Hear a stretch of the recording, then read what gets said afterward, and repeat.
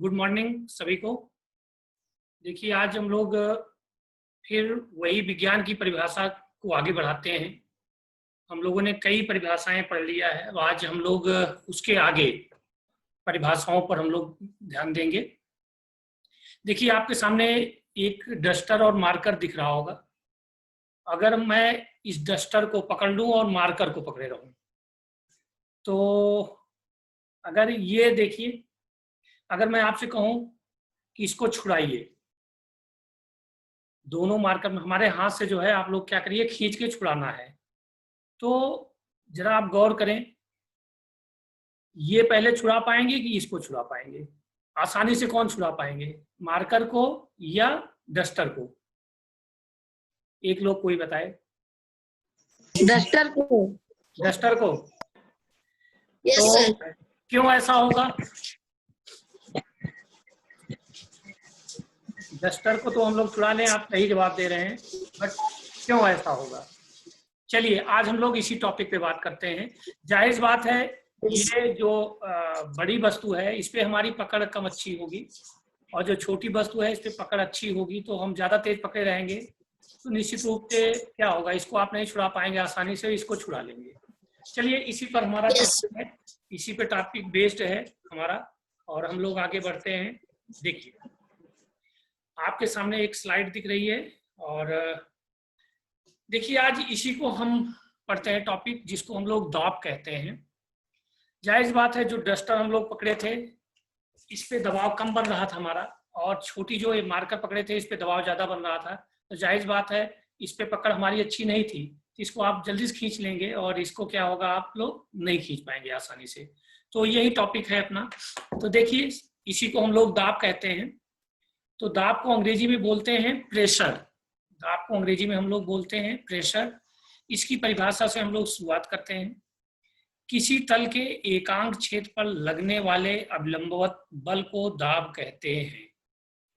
अभिलंबवत बल, अब आप इस बात को समझें, क्षेत्रफल क्या है, एकांक क्षेत्रफल पर लगने वाला जो है बल, ये दाब कहलाता है। देखिए ये मान लीजिए क्या है, तल है, इस पर अभिलंबवत बल लग रहा है, और इसी को क्या कहते हैं हम लोग, दाब कहते हैं।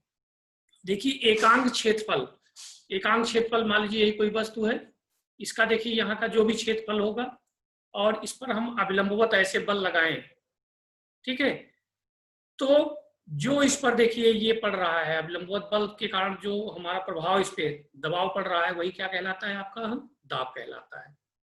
तो इसको मैं अभी बहुत अच्छे से आगे समझेंगे हम लोग। दाब बराबर क्या होगा, अभिलंबवत बल बटा क्षेत्रफल, क्योंकि अभी परिभाषा में हमने बताया किसी तल के एकांक क्षेत्रफल पर लगने वाले अभिलंबवत बल को दाब कहते हैं। यानी किसी तल पर जो अभिलंबवत बल लग रहा है इसी को हम क्या कहेंगे, दाब कहेंगे। हम लोग बल लगाते हैं ना इस पर, देखिए बल लगाते हैं तो दबाव पड़ रहा है, नहीं, यही तो दाब है। तो अब डिपेंड करता है इसका क्षेत्रफल कितना है, जहां हम बल लगा रहे हैं वो क्षेत्रफल कितना है, एकांक क्षेत्रफल मालूम हो, और कितना बल लगा रहे हैं, और उस बल में क्षेत्रफल से भाग दे दें तो हमारा क्या निकल आएगा, दाब निकल आएगा। देखिए इसको बहुत अच्छे से भी हम लोग समझेंगे। किसी तल पर लगने वाले अभिलंबवत बल को पड़ोद भी कहते हैं। इसका दूसरा नाम जो अभिलंबवत बल है इसको हम लोग क्या बोलते हैं, पड़ोद। और इस हिसाब से कहीं अगर आपको लिखा रहे दाब इक्वल टू पड़ोद बटा क्षेत्रफल, तो आप कंफ्यूज मत होइए, पड़ोद क्या है, अभिलंबवत बल जो लगता है। तो किसी तल के एकांक क्षेत्रफल पर लगने वाले अभिलंबवत बल को दाब कहते हैं। दाब बराबर अभिलंबवत बल हो गया बटा क्षेत्रफल। उसके बाद दाब का यम के यस मीटर किलोग्राम सेकंड पद्धति में मात्रक क्या होगा, बल का मात्रक क्या होता है, न्यूटन, क्षेत्रफल का मात्रक क्या होता है, मीटर स्क्वायर। तो दाब का यम के यस मात्रक क्या हो जाएगा, न्यूटन प्रति मीटर स्क्वायर होगा। और दाब का यसाई मात्रक क्या होगा, पास्कल होगा। पास्कल एक बहुत फेमस वैज्ञानिक थे, और उन्होंने जो है इसको लागू किया था जो है। तो देखिए उन्हीं के सम्मान में इसका मात्रक क्या रख दिया गया है, यसाई मात्रक पास्कल रख दिया गया है। तो 1 पास्कल बराबर 1 न्यूटन प्रति मीटर स्क्वायर। ये तो आपका थोड़ा सा परिभाषा, इसका परिचय हो गया। अब हम लोग इसके परिभाषा को, दाब को थोड़ा सा एक्सप्लेन करते हैं और अच्छे से समझते हैं। देखिए, इसके कई तथ्य निकल के आते हैं, अभी बहुत सारे हम एग्जाम्पल भी लेंगे इस पर। तो एक बात तो समझ में आ गई कि दाब में क्या होगा, जो अभिलंबवत बल लग रहा है उस क्षेत्रफल के उसके भाग दे दीजिए, तो जो मान निकलेगा वही क्या हो जाएगा, दाब। देखिए इसके महत्वपूर्ण तथ्य क्या निकल के आते हैं, जरा आप यहां ध्यान दीजिए। दाब बराबर अभिलंबवत बल बटा क्षेत्रफल। जरा यहां देखिए, इस बल का मान अगर हम बढ़ाएं, जितना ज्यादा मान बढ़ाएंगे उतना दाब का मान बढ़ता जाएगा कि नहीं। आप सूत्र में देखिए, दाब बराबर, मान लीजिए मान कितना है आपका, इधर देखें आप लोग, सकते हैं आप, मान लीजिए आप दाब हम निकाल रहे हैं, क्षेत्रफल कुछ भी है मान लीजिए, पहले हमने 10 न्यूटन रखा है, क्षेत्रफल मान लीजिए XYZ कुछ भी है, तो या इसको हम कांस्टेंट मान लें, 5 है इसका क्षेत्रफल, 5 हमारा निर्धारित है। ये 5 भाग देंगे, 5 दूना 10, इसका आ जाएगा दाब की 2 आ जाएगा कि नहीं। चलिए अब क्या करिए, इसको आप 15 कर दीजिए बल को, और ये तो 5 ही रहेगा एरिया, 5 तिहाई 15। आप देख रहे हैं जैसे जैसे हम बल को बढ़ा रहे हैं, जैसे जैसे हम बल को बढ़ा रहे हैं वैसे वैसे दाब का भी मान बढ़ता जा रहा है। नहीं, यहाँ 10 था तो 2 इसका आया पास्कल, यहाँ हमने 15 किया तो दाब का मान क्या हो गया, 3 हो गया। तो यानी हमारा एक निष्कर्ष निकलता है, इस पर एक कॉन्सेप्ट बनता है क्या, कि दाब बल के समानुपाती होता है। दाब बल के समानुपाती, समानुपाती मतलब क्या हुआ कि जब बल का मान बढ़ने पर दाब का भी मान बढ़ेगा, तथा घटने पर क्या होगा, दाब का मान घटेगा। समानुपाती होने का मतलब क्या हुआ, जैसे जैसे बल का मान कम होगा तो दाब का भी मान कम हो जाएगा, और बढ़ेगा तो जाहिर बात है दाब का मान भी बढ़ जाएगा। तो ये एक कॉन्सेप्ट आपका बना कि दाब बल के समानुपाती होता है। मेरे ख्याल से क्लियर हो गया होगा। फिर आगे देखिए, नीचे क्षेत्रफल है, क्षेत्रफल का मान अगर इसका मान हम ज्यादा बढ़ाएंगे, जैसे जैसे बढ़ाते जाएंगे तो निश्चित रूप से इसका भागफल जो आएगा वो कम हो जाएगा कि नहीं, तो दाब का मान क्या हो जाएगा, कम हो जाएगा। तो ठीक इसका उल्टा हो जाता है, दाब तल के क्षेत्रफल के व्युत्क्रमानुपाती, यानी उल्टा, सब कुछ उल्टा पुल्टा होगा। क्या, यानी तल का क्षेत्रफल बढ़ने पर दाब का मान क्या होगा, घटेगा, और क्षेत्रफल घटने पर दाब का मान क्या होगा, बढ़ेगा। इसको भी आप चाहें तो एक एग्जाम्पल से कर सकते हैं। यहाँ इसको 10 ही रहने दीजिए। देखिए इधर आप लोग देख सकते हैं दूसरा वाला व्युत्क्रमानुपाती, अगर हम इसका मान 5 है तो बल का मान, दाब का मान कितना है, 2 पास्कल आ रहा है। और अगर इसको हम ये 10 ही रहने दीजिए और इसका मान आप बढ़ा दीजिए, अगर इसका 10 कर देंगे तो देखिए दाब का मान क्या आ जाएगा, 1 आ जाएगा नहीं।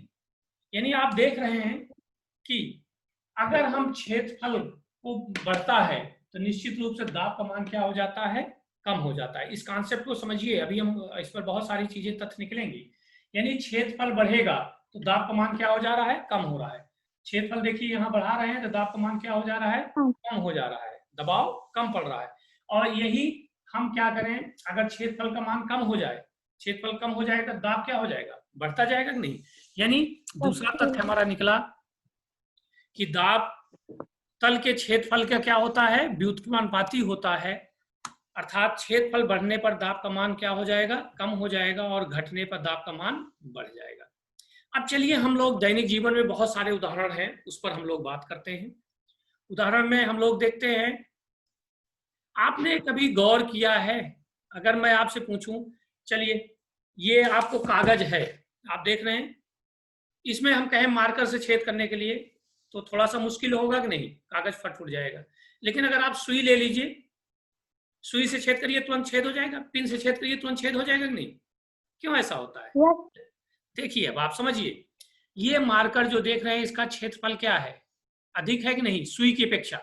सुई का नोक की क्षेत्रफल क्या होता है, बहुत कम होता है।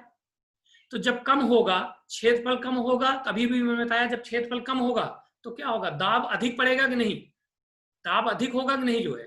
तो जब हम कागज पर लगाते हैं पिन को, क्योंकि पिन के नोक जो होती है उसका क्षेत्रफल बहुत कम होता है, तो दाब अधिक पड़ेगा और तुरंत पिन घुस जाती है। और ये देखिए इसका क्षेत्रफल ज्यादा है पिन की तुलना में, तो जायज बात है कागज पर हम डालेंगे तो निश्चित रूप से क्या होगा, क्षेत्रफल अधिक होने की वजह से दबाव ज्यादा नहीं पड़ेगा और इसमें कागज में ये नहीं घुसेगा। एक चीज ये हो गया। कभी कभी देखिए आप लोग सुने होंगे कि लोहे की बनी हुई कील पानी में डूब जाती है, जबकि लोहे से बनी हुई जहाज वो पानी पर तैरती है तो दोनों लोहे की ही बनी हुई। अब आपको अंतर समझ में आ रहा होगा।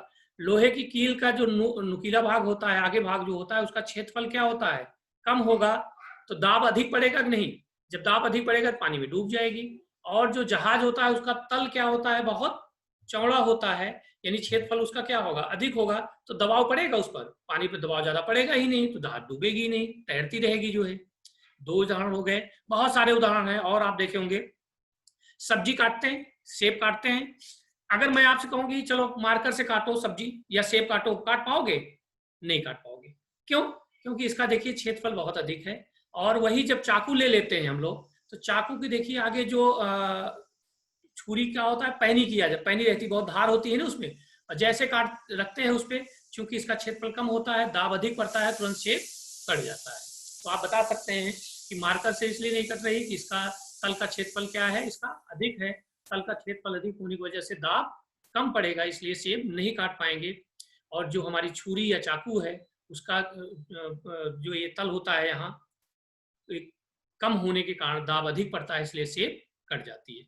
और भी देखिए मजदूर लोगों को देखते होंगे, सिर पर जब वो बोझा ढोते हैं तो एक पगड़ी लगा लेते हैं कि नहीं भाई। पगड़ी लगा लेने से क्या होता है, क्षेत्रफल बढ़ जाता है कि नहीं। जब क्षेत्रफल बढ़ जाएगा तो जो चीज सामान ऊपर रखते हैं उसका दाब कम पड़ेगा और आसानी से वो भार ढो सकते हैं। और देखिए ट्रकों में आप देखिए कई पहिए लगे होते हैं, मोटे मोटे पहिए लगे रहते हैं। क्यों ऐसा लगाया जाता है? पतला पहिए क्यों नहीं लगा देते हैं, मोटा क्यों लगाते हैं? मोटा लगा देने से और कई पहिया लगाने से, देखे होंगे 6 टायरा, 10 टायरा, 12 टायरा, आपने सुना होगा, ज्यादा ज्यादा टायर लगाते हैं। इसके क्या होता है, जो संपर्क तल हो गया, टायर चौड़ा हो जाएगा तो जाहिर बात है, और कई टायर लग जाएंगे तो उसका संपर्क तल का क्षेत्रफल क्या होगा, बढ़ जाएगा। तो बढ़ जाएगा तो सड़क पे दाब क्या होगा, कम पड़ेगा कि नहीं। आप जरा सोचो, जब संपर्क तल का क्षेत्रफल बढ़ जाएगा, क्षेत्रफल बढ़ेगा तो दाब क्या होगा, कम पड़ेगा, और आसानी से ट्रक चली जाती है और ट्रक जो है सड़क में नहीं धंसती है। देखिए इसके बहुत सारे और भी उदाहरण हैं, हम लोग दे सकते हैं, दैनिक जीवन में बहुत सारे उदाहरण हैं। और कभी मान लीजिए कहा जाता है जैसे आप दलदल में फंस गए, तो अगर आप सीधा खड़े हैं, सीधा खड़े रहते हैं तो धंसते चले जाते हैं। कहा जाता है कि दलदल में आपको क्या चाहिए, लेट जाना चाहिए। तो क्यों लेटते हैं? अगर लेट जाएंगे तो निश्चित रूप से क्या होगा, आपका संपर्क तल जो है इसका क्षेत्रफल क्या होगा, आपका बढ़ जाएगा, और तल बढ़ जाएगा तो दबाव क्या होगा, कम पड़ेगा, और आप दलदल में घुसने से बच जाएंगे। सीधे खड़े रहेंगे तो सीधे खड़े रहेंगे तो भाई क्षेत्रफल कम रहेगा ना, संपर्क तल का क्षेत्र कम रहेगा तो निश्चित रूप से आप धंसते चले जाएंगे, दबाव ज्यादा पड़ेगा। और लेट गए तो आपका क्या होगा, संपर्क तल का देखिए क्षेत्रफल बढ़ गया तो दबाव भी कम पड़ेगा और आप सुरक्षित निकल आएंगे जो है। ये आपके बहुत सारे उदाहरण रहे हैं, इसको अंग्रेजी में भी आप देख सकते हैं। प्रेशर की डिफिनीशंस आप देख सकते हैं। The normal force acting on a unit area is called pressure. Pressure is equal to normal force upon area. MKS unit of pressure is newton per metre square. इसको शॉर्टकट में P equal to F upon A भी लिख सकते हैं। SI unit of pressure is pascal. ये आपका थोड़ा सा रहा, इस पर हम लोग अभी रिवीजन भी कर लेते हैं थोड़ा सा।